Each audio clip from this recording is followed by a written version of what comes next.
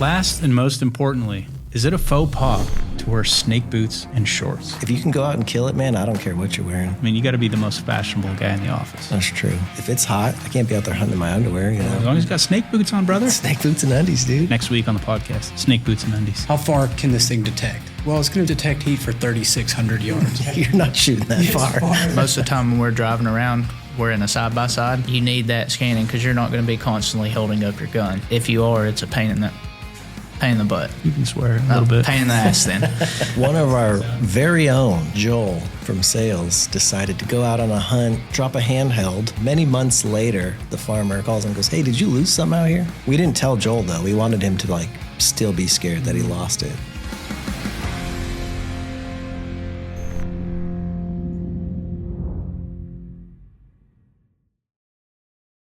Welcome back to the Nocpix Thermal Thursday podcast. We're glad to have you here. This is our chance to talk about all things night hunting, go over what happened on last week's hunt, and it will be your first place to learn more about new products and information the first time it becomes available. Today, we're going to discuss the topic of how do I pick the right thermal scope. Let's start the topic off a little roundtable. Tell us a little bit about what you do here at Nocpix, and give us some update on the rifle and scope setup you used on your last hunt. And Hagen, we'll start with you. My name's Hagen, like Angelo said, and I'm over our distribution channel. The gun I run most of the time is a 6.8 SVC, and I run the S60 on it. Perfect. Another 6.8 fan. Casey was just in here last week. Same seat. Same seat. Yeah, that's a 6.8 seat. He might have had some influence on me buying that gun, but... Twist your arm a little bit. It's a good round. I wanted it to become something, but unfortunately the 300 Blackout took its glory back in the day. But it is a good round. Man, I'll tell you this. I was sitting with Hagen when he got that gun and started putting some rounds downrange with factory Hornady ammo. I've never seen anything chrono as tight with SDs. It was nuts. Yeah, it's a good round. I actually gave Shane an upper, so I'm yet to see that one out in the field. But Waiting on some hand loads. We'll see. yeah, well, I gave you some bullets and some cases too. It's a powder. He's got everything he needs. So, Shane, you want to give us a little heads up on your setup? What are you running on your hunt last weekend? Last weekend, I had a MDT chassis, Impact Precision 308. I ended up throwing the L35 on there. That actually performed really well. I'm not usually a 384 fan, but I mean, for what we were doing, close up kind of stuff, under 100 yards, it was phenomenal. There's a lot to love in that little scope. Yeah. It's a sleeper. Especially that build. It's 22-inch 308 proof barrel, and it's still 16 pounds. So throwing a nice little lightweight 384 on there was... A little guy like you needs all the help you can get out there. Huh? That gun's like as tall as me. So yeah. Well, looks good on you. Yeah. Thomas, what'd you run last weekend? Let's see, on my most recent hunts, I've been running a 223. I know I catch some hate for it. I believe in it, stand by it. I run 40s for coyotes right now, and as long as it's not too brushy, they get the job done. It's a custom build. It's got a criteria. It's built around a Criterion barrel, and on top of it, I've been sporting the Mark II. Cool. I like that. It's real simplistic, and like Hagen, I travel around and do sales, and so I'm going in and out of gun stores all day long with that scope, and it's off the gun. And if they say, "Hey man, I got some country, let's go out and run one tonight," I know that I can throw it on the rifle and I don't even have to check it. It's going to go hole in hole right where it came out of. So that peace of mind alone is worth taking that one to the field. Yeah, so you're getting those opportunities quite a bit to hunt in the field. So yeah. I'm glad you're taking advantage of it. That's right. Well, it's still a lot of work. You stay up all night and then get up and start doing sales again first thing in the morning. But it's definitely a privilege of getting to go in some local territory, Texas and Oklahoma. Yeah. And we tee it up, though. We tell these guys, say, "Hey, I'm coming down your way. You want to see the stuff at night? I'll have a firearm and a Fox Pro, and we'll go out and get after them." And nobody's ever going to say no to the factory rep coming down there with the latest, greatest toys, are they? Generally not. Now, I have heard that some of these guys that do this periodically with reps, they're like, man, they usually don't stay up till 4 or 5 in the morning. But, hey, if you're mad enough at them, you can get out there and see the sunrise. You're mad. Yeah. You're mad at them. Oh, yeah. The dogs ain't going to kill themselves. That's what we say. So when you're out there and you take these folks out on those hunts, like what's one thing that people generally get wrong when it comes to picking their equipment? I mentioned this on episode 1. Well, equipment or their scope? Equipment in general. Could be scopes, could be Okay, handhelds. so the first thing people get wrong about picking their equipment from just a holistic equipment perspective is going to be bullet selection. Your bullet is as important as the gun, as important as the cartridge. So just making sure you have the right projectile for the terminal performance downrange. So that's step one. And then making sure you've got something that's going to meet your needs. So are you trying to kill pigs at 100 yards, or are you trying to kill something out at 400 or 500 yards? Do we have a rangefinder on your scope? Are you able to rely on that ballistic drop that it spits out for you, that data, or are you going to have to just try and make it as point and shoot as possible? These are going to be based around your cartridge selection. As far as scopes go, I think I mentioned this last week, but it was base magnification is really important. So that's going to determine how much of the field you can see out in front of you, right? Your field of view. And depending on what type of quarry you're after, am I after coyotes at several hundred yards? I might go with a tighter field of view, a more magnified optic. If I'm going for a field of pigs where I've got 20, 30 animals in front of me and they all start going crazy, I might want that 2x base mag, be able to see everything, right? You can only see what the thermal can pick up.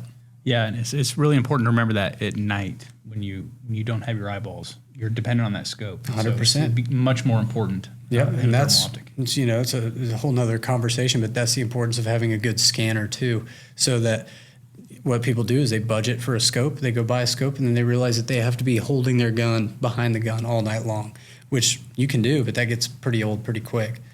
Whereas a scanner, lightweight, nice and small, maybe you can run those batteries all night and stay on it right here. Spend 90% of the night here and then 10% of the night on the rifle. How many people do you think forget to think about a handheld? A lot of them. Yeah. A lot of them, especially just coming from a dealer event that me and Cody worked together. A lot of people just go in there and they're like, this is going to be my first thermal. And we ask them, do you have anything to scan with? And they say, no, we'll just use the scope. Well, like you said, it gets tiring picking that up and looking around. So, there's an emphasis on the handheld or the monocular to make sure that you have that. Yeah. Shane, do you get run into that in the service team? Somebody calls up and says, "Yeah, I love this scope, but hey, Yeah. I can't see what I can't see." We get the guys who they'll call in and they're like, yeah, I'm just getting tired. My buddy keeps pointing his gun at me and, he's always swinging it around trying to scan. And it's like, oh, pick up, if you can't really afford the latest greatest, pick up a Lumi. Mm-hmm. You don't want to spend a ton of money, scan with the Lumi. Last time we went out, that's all we were scanning with. I mean, I'm usually a helmet-mounted guy, but when you're going out at sunset and you're out all night and you got that helmet on all night, it gets annoying. Yeah. I mean, halfway through the night, I end up taking it off and just doing handheld anyway. And you made a good point. There's the safety aspect of it too. When you've got one ready to go in the tube, you don't want to be swinging that weapon, flagging your boys. Yeah. Having something that doesn't have a bullet in it ready to rock. So Shane, what's the number one misconception when somebody's looking for their first thermal? What do they think they need versus what they actually need? I think the most common thing is we get people that they'll call in and they'll go, what's the best scope you have? And it's kind of a loaded question because it plays on a lot of things. Like, we go out and we like to shoot pigs. We shoot them up, 20, 30, 40 yards. You don't need a 4X base mag for something like that. And I mean, I was out there with a 384 sensor doing just fine. So it's like, you kind of got to keep asking these guys questions. Okay, well, what round are you shooting? What gun is it on?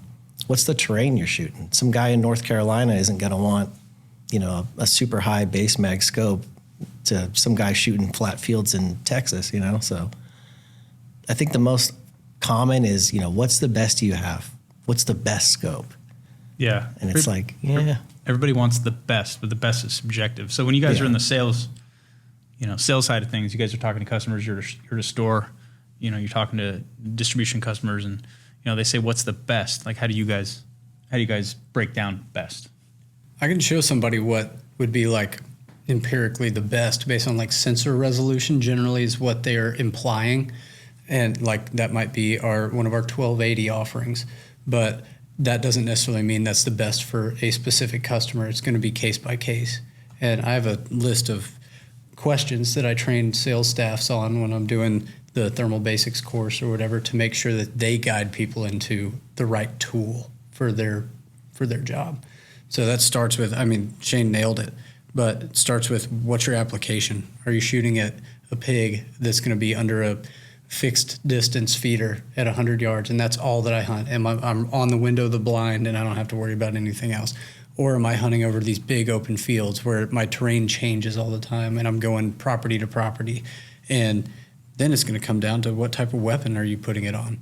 And is it going to be a gas gun or a bolt gun? That's going to influence whether you go with one of the tube styles that has kind of that adjustable eye relief with a 30 mil tube. You can put whatever scope ring on it. Gives you a little bit more forgiveness back and forth towards the shooter versus something like the Rico 2 that might maybe be more at home on something that has an adjustable length of pull like an AR style weapon. So when I'm running gas guns, I generally go with something like the Rico 2 just because I like the fit and feel of that. And then question 3 would be, are you trying to do something with a dedicated scope? Or is this going to be a dedicated night gun, or is it going to be a day gun that you want to run a clip on? Or is it a day gun that you want to be able to swap the optic from a day optic to a night gun? And then rangefinders have become super popular, and it seems like that's maybe the direction everything's going rather. And most people, I feel like myself included, can get away without a rangefinder. If you pick your cartridge correctly for your application, you might not necessarily have to know how far something is. You might be able to hold fur to a certain distance that you're comfortable with. Sometimes, depending on how fast your bullet is, that might be 300 yards before you're seeing a significant drop that's off the animal. So it's hard enough to get these things in front of you. Why overcomplicate it? Like, let's make it as point and shoot as possible. So I'd prefer somebody to spend time picking hand selecting their cartridge based on ballistics rather than relying on a rangefinder. But if you got the money, it's a unique tool to have. And then that also kind of plays into how far somebody's trying to shoot. And it's important for people to be realistic, because everybody says, oh, I want to shoot 700 yards. Or a question I hear is, oh, well, how far can this thing detect? Well, it's going to detect heat for 3,600 yards. It's going to detect heat not shooting that as far. far as you can see. It's going to tell you a 6-foot human signature at 3,000 yards, right? But as far as identifying the animal, that comes down to behavior and your terrain and knowing your quarry, like what type of game you're after. And then how far are you realistically comfortable and capable with that gun? And how far you can shoot on steel in the daytime doesn't necessarily correlate to how far you can confidently kill a living animal at night. So being realistic about those expectations too is another thing that I think helps you guide somebody into the right product. Yeah, and I think the important part there is the right product. And if somebody's maybe thinking they need a rangefinder, but they don't know, I mean, there's options now with InLink. So a guy can get, a Slim or a Bolt L35 or Ace L35, sorry. And, if you decide, oh, I do need that function, right, you can add that after the fact.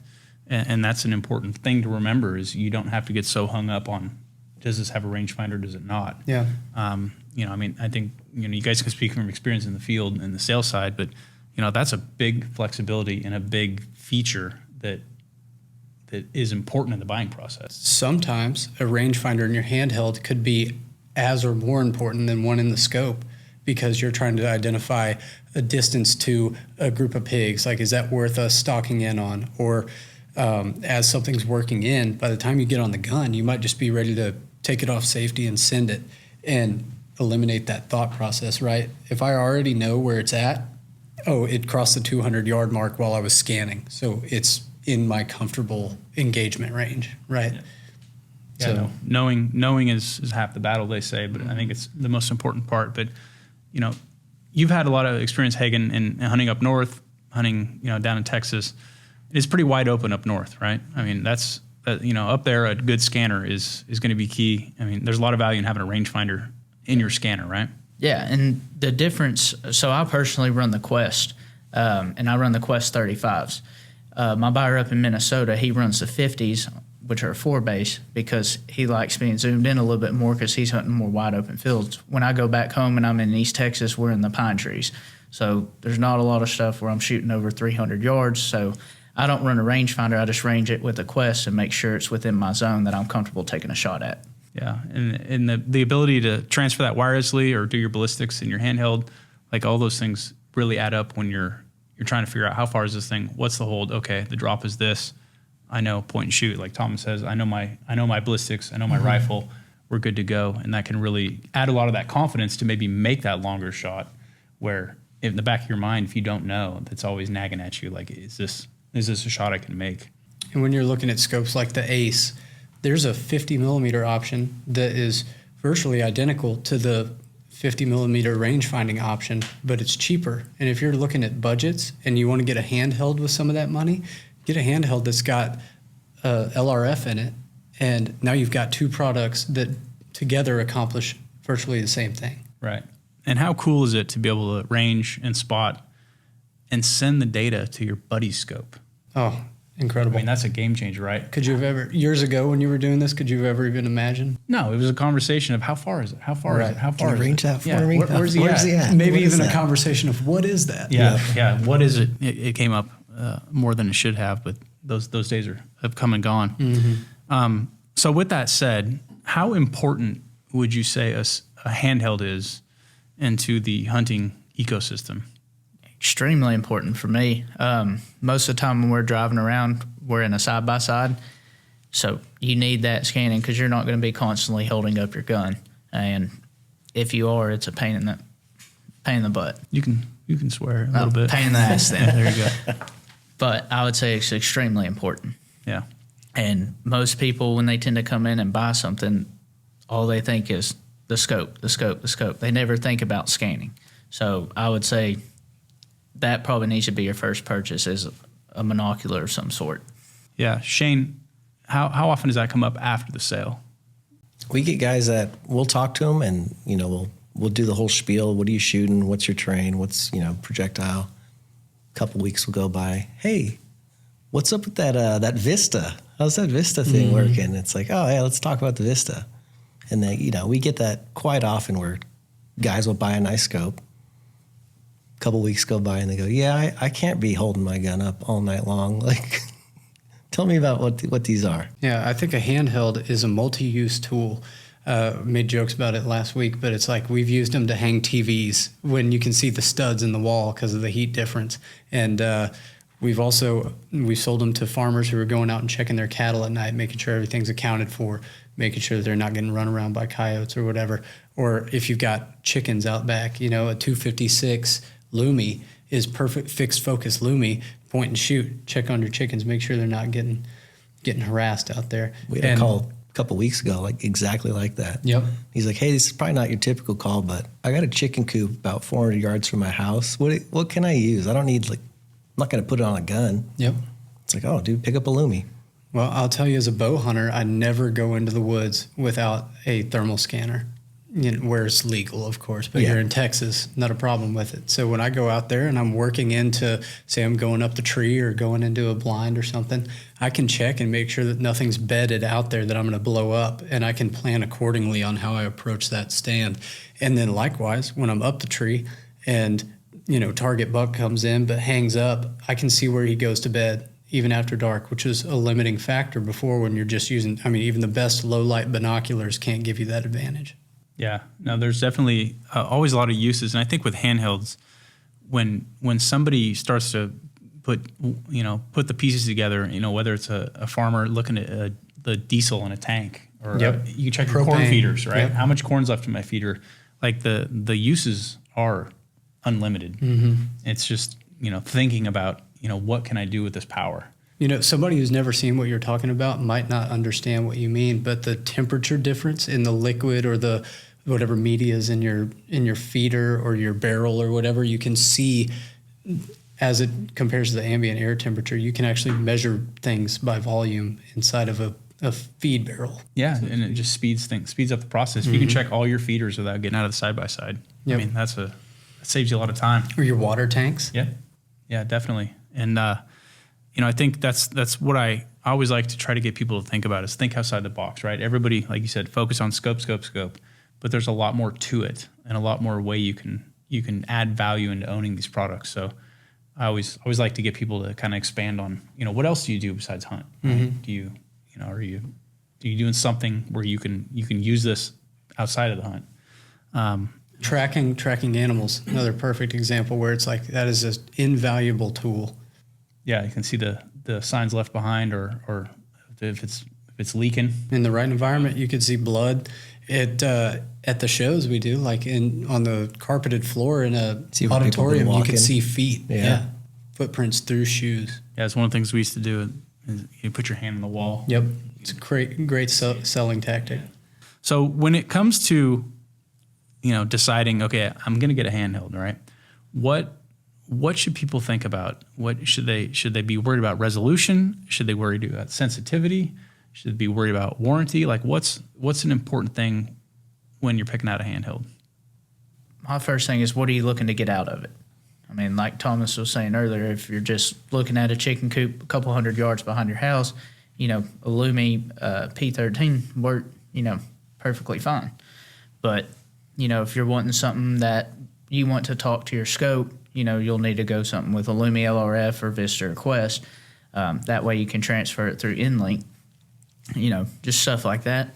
I mean, I'm biased. I mean, for me, it's Nocpix has the best warranty in the business. Oh yeah. So that's kind of my pitch when we're talking to customers. It's like, hey man, if you break it or if something goes wrong with it, 5-day guarantee. And that's like my selling point. I don't really sell them, but right, for sure. We lean into that too. Yeah. So yeah, when I'm talking to a salesperson at a gun shop, and they're like, "What's going to make you guys different from the thermal guy that was in here earlier today or last week?" I say, "Well, when you're selling our stuff, you can stand behind it because if it goes down, we're going to fix it. We're going to fix it in house. It doesn't have to go anywhere. You ship it right back to us, and we cover that, and then it's going to, no questions asked, either be fixed or replaced." Yeah. And we use this stuff and we hunt with it and we know how important that is. And if you call us, it's somebody here in Texas who uses it. Yeah, exactly. He's going to talk to you on the phone. And an English-speaking American. Yes. That's one of the big things that people like about it too is the replacement part. If we get to the end of that 5 days, we're sending out a replacement unit instead of waiting and trying to fix it. And, you might miss your hunting season. Exactly. So, working that end user show last weekend, a lot of them liked hearing that reassurance that we would make sure that something else is coming back out their way, to make sure that they're able to hunt again. So Shane, I think one of the things that is easy to say for a lot of companies is, oh, we have the best warranty, but nobody's been able to keep up with us, even though they're making that claim. But let people know, like, what are our capabilities here with service? I mean, I think it's pretty impressive, the parts, the factory training that your staff have at their disposal.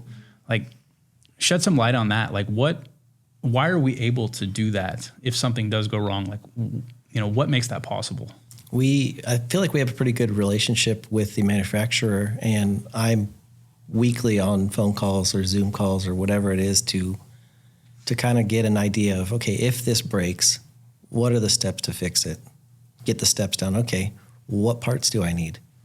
Can I get those parts here? How fast can I have the parts here? And then, I build a whole warehouse of just parts for these scopes. So if something breaks on it, I know, okay, this part in this location goes in this scope now. And my whole team is trained on that. So that's kind of what really helps our quick turnaround times is we have everything at our disposal here that we need to make sure your scope is back in your hands in 5 days. Yeah, and I think that's one of the things that when we give tours, we have people come, media folks or people come to hunt with us. We give them a tour of the building. Oh wow, you guys got product here. It's cool. This is bigger than I thought. There's more people than I thought. But the number one thing that gets them is when we walk them through the spare parts warehouse. People do not expect to see PCB boards, lens assemblies, connectors. I mean, we literally cables, you name it, screws. Sometimes, I'll go down and you guys like have a scope torn completely apart, and they're literally building a scope from scratch. Yeah. So I think that's a thing that goes hand in hand with having the best warranty is being able to back that up with the products, the parts, and the training. Yeah, it's so good, in fact, that you got to speak on it at the global summit, the global gathering, and tell others how good Nocpix USA is in our after sales care and got to pump out you guys and put your picture up and everything. And it was really neat so that others could learn from how well dialed in it is here. Yeah, I mean, I'm a pretty humble person, but it was fun to go brag to the entire world at the company's request, the manufacturer's request, to come and show them how the best industry. A teaching warranty. moment. Because they want it to mimic how ours is. Yeah, and we did have a lot of people come up to us after that and be like, "How do you do that?" Well, it's there's a cost associated. There's a cost and effort, but it's worth every penny. So, and we've built a brand around it in the U.S. So, I'm pretty proud of it. I know it's been Shane's been with us since the early days, and it's he's learned a lot, but it's something we're proud of, and it's pretty cool to be able to support products like that. So hopefully it's making a difference out there, and the fact that every other manufacturer's had to follow us and try to come close to our warranty. Yeah, we were the first for 5 years, and everybody else had to either fall in line or be left behind. Yeah. And nobody's been brave enough to have a 5-day turnaround promise. So, that's right. It's not easy. That's why we're watching y'all out there.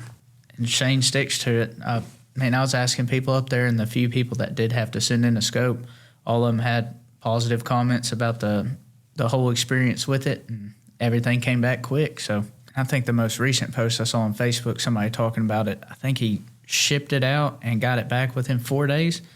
So doing great. Yeah, if you want it under 5 days, do it now, right? Before it gets... Get it before busy season. Talk a little bit about that, Shane. We were joking about it before we got on, but it's like, how often do people, wait until they get into the fall? They don't think about it in the summer.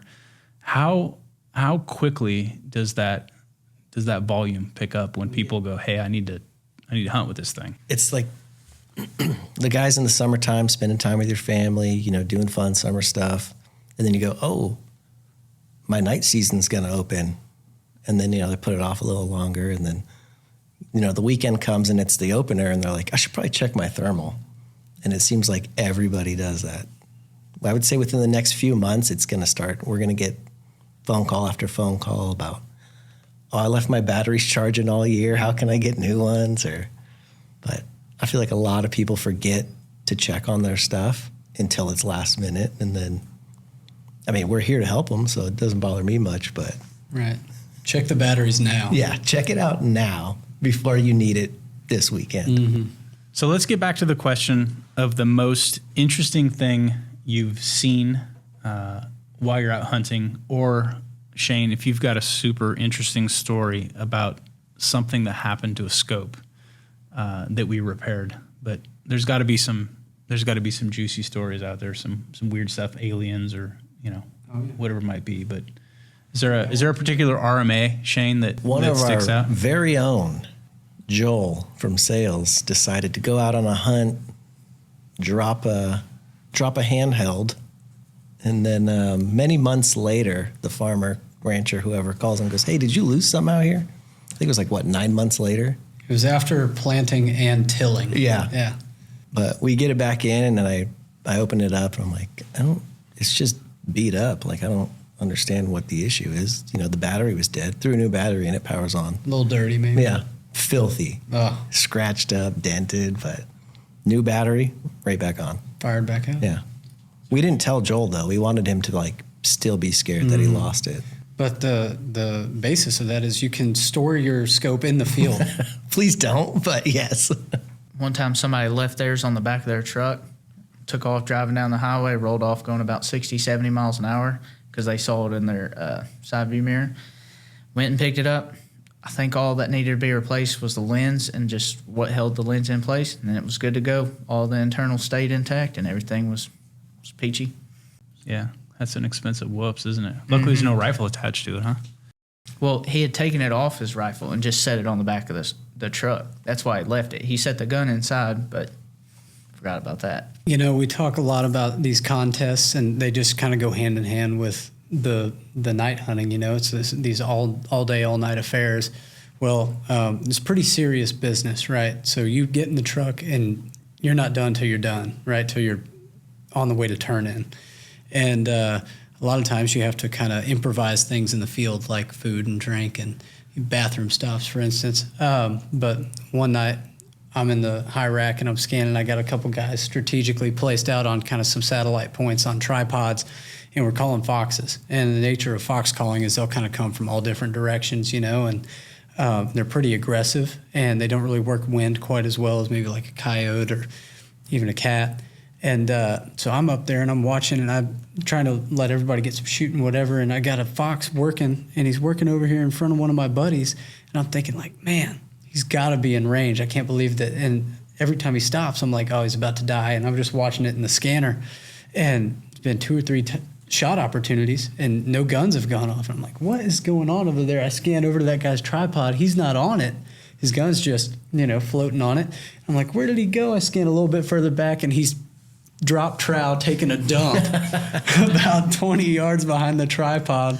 And that fox, just worked in. I'm sure he got the wind, if you know what I'm saying. Yeah. And then did y'all shoot the fox? Somebody probably shot at it. I don't remember if we put that one in the truck, but I do know that we started playing some interesting sounds, maybe trying to get a little shock factor going. I imagine a gunshot would have sped things up for your boy. Yeah, huh? it might have, but I remember seeing that, and it didn't leave anything to the imagination, You still friends with him? Yeah, oh yeah. I feel like we're even closer now. Yeah, I bet you are. Well, you never know, what's going to happen out there in the dark, but, you would have never saw that without a Nocpix thermal. So No, I can tell you that. good, bad, or indifferent, I don't know. It's up to you. I can tell you it does have a heat signature coming out. I saw that all the way.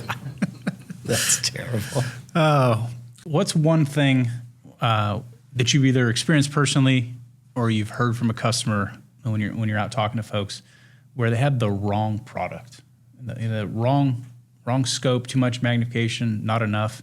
Like what's one thing that stands out where somebody would have had a better experience with the right product? I mean, me personally, I was running a 4X base mag for a while, and we're out in southern Oklahoma. We usually just shoot hogs, and of course we're with Matt. He's like, oh, we got to get the call out and start calling yotes. So I'm like, all right, he gets the call out, we're calling, nothing. And I'm kind of watching the backside to see if anything sneaks up. And as I'm scanning this hill, I just see my whole screen I just use white hot. My whole screen is white hot. And of course I like hop off the gun with my handheld. I'm like, oh, that was a yote.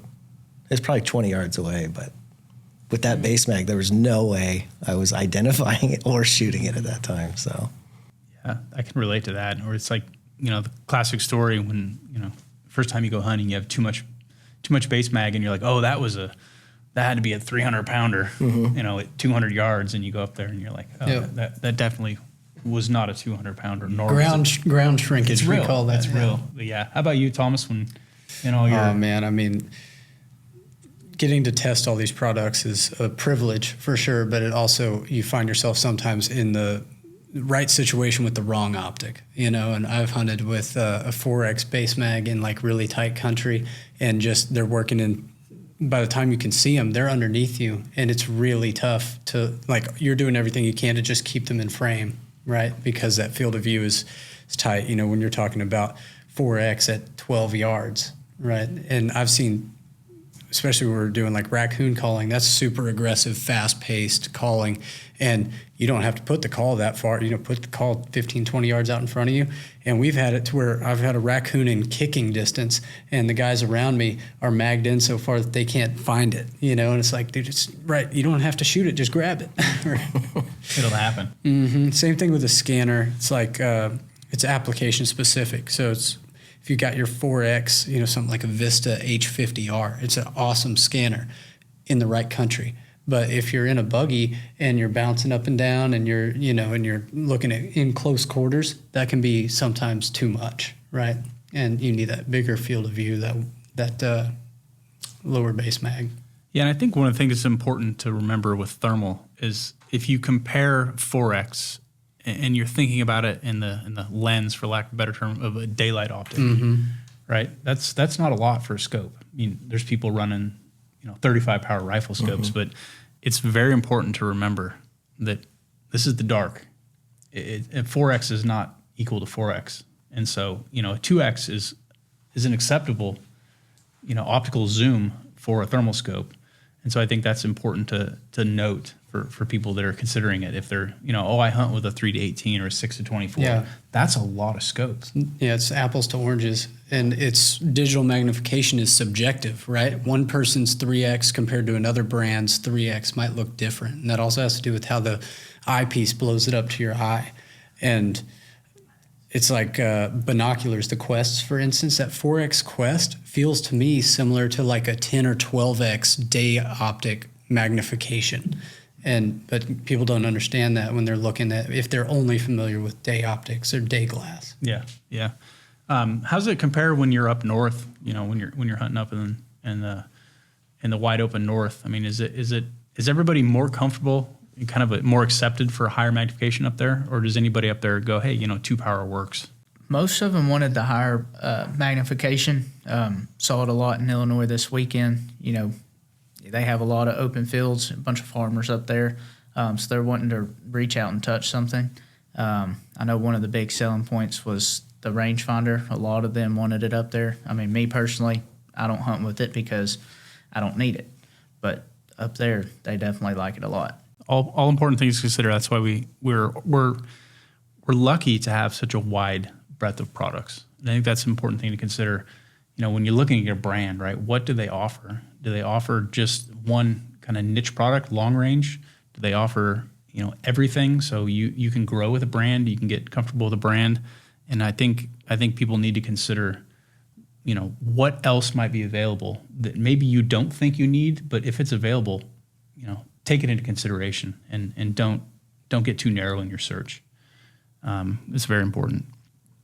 So with specs said, we've talked a lot about right spec, wrong spec, paying too much attention to that. What do you guys think is the most overrated spec that people pay attention to? Personally, me, it's going to be the rangefinder, just because, I'm shooting 300 yards and in.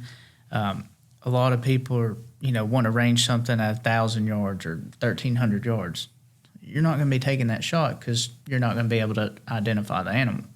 So that's a little overrated. And then weight for me, most of the stuff I do is going to be on a tripod, so you're not holding your gun up. So weight is not really a big factor for me. Probably like dimensions, like the size and weight.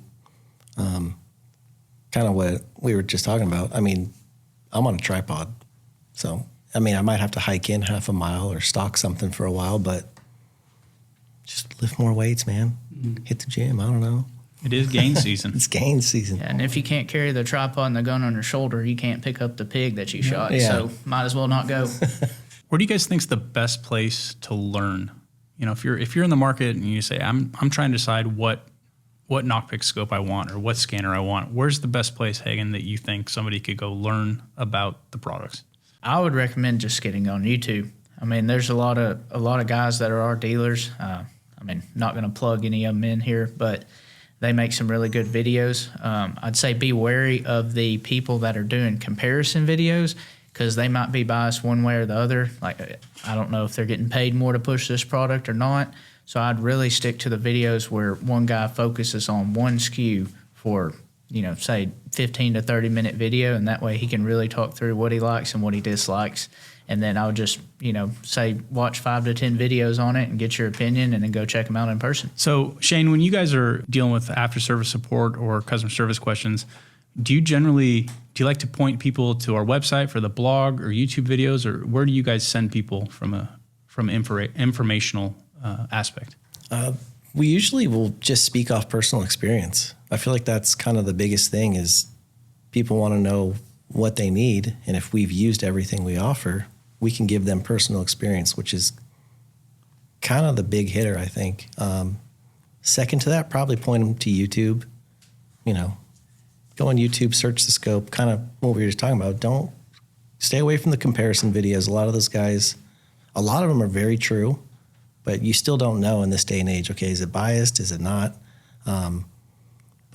For me personally, it's just giving these guys personal experience of what we've seen in the field, out there using it, and telling them exactly how it is. And we have our own YouTube channel as well.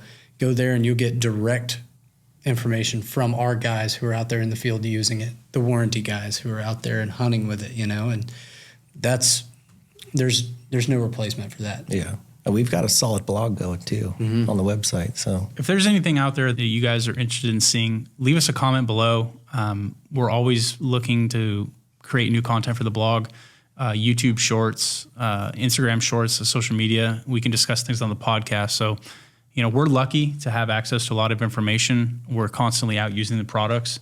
So if there's something that people want to see, let us know, and we'll get that up, and we'll give you a shout out when we post that. So, Or come to a demo day, like at one of these dealers. They usually do a pretty good job announcing it, and we kind of pump that out on our socials as well. So keep an eye out for that. If we're coming to your area, you have a sales member like myself or Hagen who's going to be there, who has time behind these optics, who can explain it in as high or low level as you'd like. We can dive deep into the specs, or I can tell you, hey, this is what you're going to need to do for this application. yeah, don't be afraid to ask questions. It's a big purchase. We want to make sure you get the right product. We've got a product that will fit your needs, so let us help you get to the right product. Let's have a little fun. We've been talking a lot about, products and specs, but let's have a little fun at our own expense here. What do you guys think is the most overrated caliber out there right now for hunting?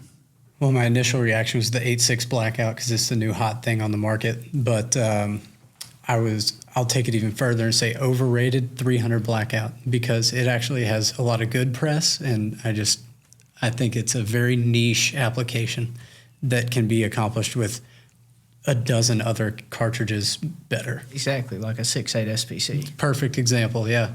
What can't that do that the 300 blackout can do? And it's nothing. It's not quiet. Yeah, it's quiet enough. And a 6.8 will actually kill a pig at 150, 200 yards. That's right. Shane, I feel like you feel personally attacked with the 8.6 blackout.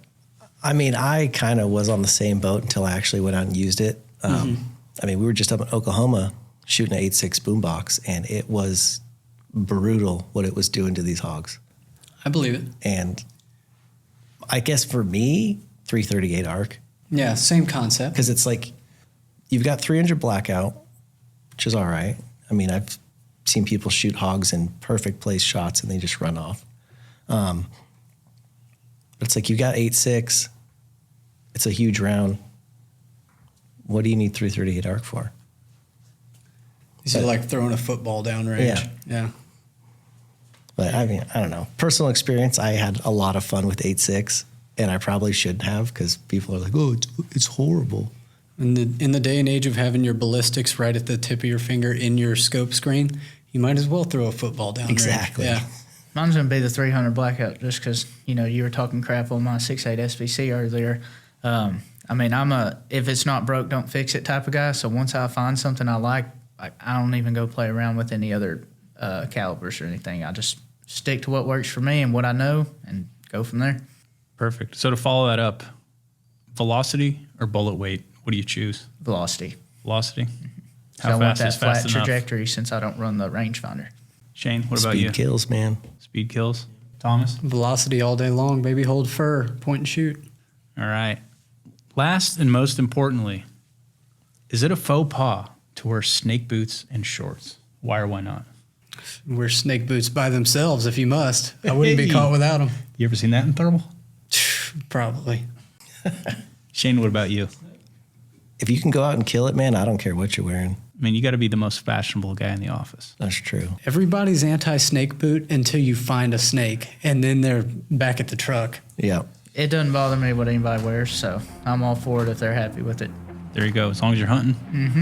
All right. Well, I appreciate you guys joining me today. It's been a fun week. It's nice to sit down and cut it up outside of work. I'd like to thank everybody watching for joining us. We had a lot of fun. If you've got any questions, anything that we can expand on from the podcast, leave them in the comments below. We'll take a look at those and we'll answer them next week.